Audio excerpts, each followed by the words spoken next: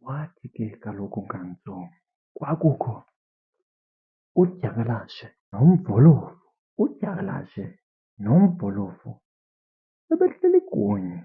Umvolovu ulambile kakhulu, akabhitye umvolovu jonge lo mzimba wakhe, iimbambo zivelile. Wathi gqi udyakalashe wathi, Mvolovu, Mvolovu, mhlobo wam, ingathi ukuba usokoliswa yimbalela. Wathi umvolovu, yoja ke andilambe.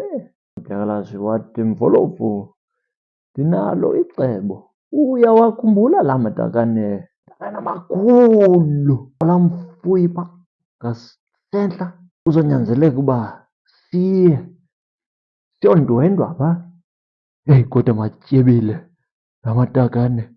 Watsho ewakhumbula ke ngoku umvolovu uba la matakane matyebile, matyebile kakhulu, ulambile umvolovu. Udyakalashe wathi, masihambe ke mvolovu, ndiza kudibana nawe apha xa sekuvela inyanga. Kulungile, wavuma umvolovu. Inyanga yavela, wayofika kwakule ndawo ezodibana nayo udyakalashe.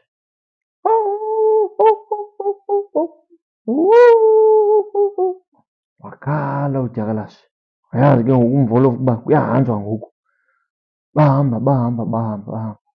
Bafika ke ngoku kule ndawo kugcinwe amatakane. Kule ntlanti kukho isirhotyana esincinane. Bakwazi ukungena lula kuba babhitye kakhulu, kubalele gqithi apho kule ndawo bahlala kuyo.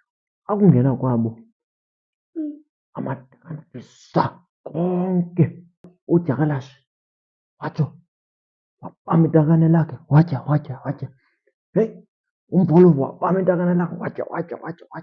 Udyakalashe watya wahlutha, umvolovu watya wahlutha. Akuhlutha kwabo uthe udyakalashe, Mvolovu, ungatyi kakhulu, kuzonyanzeleka uba siphinde sikwazi ukuphuma kwesaa sikroba.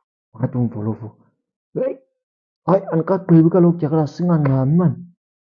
Watsho watya. Wathi udyakalashe, Mvolovu, ndiyakuthembisa ungatyi kakhulu okanye akuzokwazi ukuphindela uphuma apho kwesaa sirhotyana. Akhange avume, akamameli ngoku umvolovu. Watsho ke ngoku udyakalashe waphakamisa iindlebe zakhe, watsho kumvolovu, yintoni etshoyo? Ngumfuyi, watsho udyakalashe edaka. Watsho wathi jwa esirhotyeni kwakwesaa sikroba, waphumela ngaphandle, wabaleka udyakalashe, wagqumisa ithuli emva kwakhe. Akufika kwakulaa ndawo bebedibene kuzo watsho wajika udyakalashe. Ithuli lona lahlala. Uphi ngoku umhlobo wakhe? Uphi umvolovu?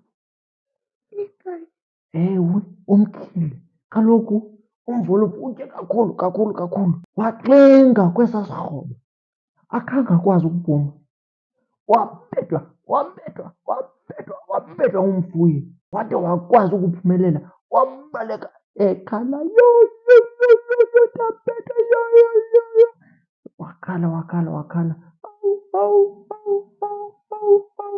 Umvolovu wayofika kudyakalashe. Wathi udyakalashe, yintoni na wena usibethisa ngolu hlobo, kwenzeke ntoni? Wathi umvolovu, hayi, ndixinge kulaa mngxunyana. Kutheni undishiye phaa? Wathi udyakalashe, kaloku wena bendikuxelele, khawuyeke ukutya, musa ukutya kangaka. Khawuzibone ukuba uzifake engxakini ngoku. Imfundo esiyifumana apha yile nto ukuba xa sithathayo sithathe kancinci, singathathi kakhulu, sizityebise ngobutyebi obuvela kwabanye abantu. Phela ngantsomi. Uzolala kakuhle?